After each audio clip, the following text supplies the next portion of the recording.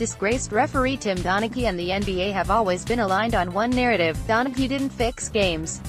Provide inside information to gamblers? Yes. Bet on his own games? Yes. But fix games? No. That's the story Donaghy had to tell to avoid more jail time, and the story the NBA had to sell to preserve its integrity. It just never held up to scrutiny.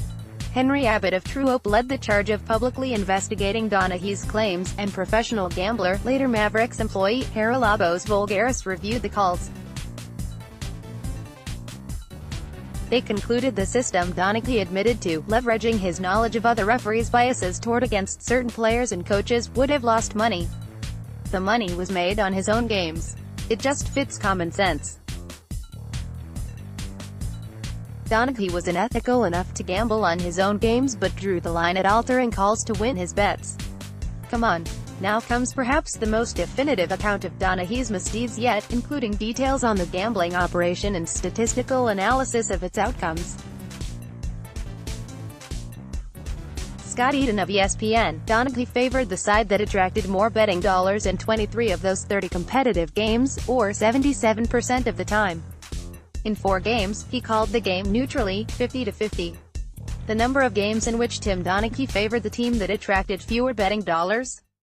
3.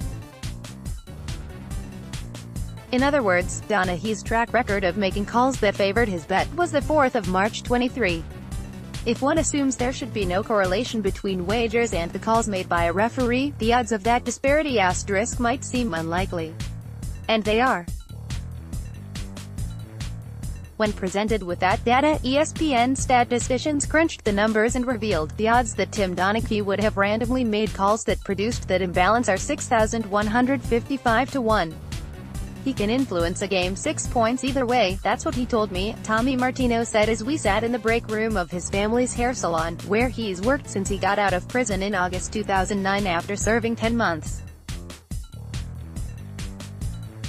I highly recommend reading Eden's piece in full. It is excellent.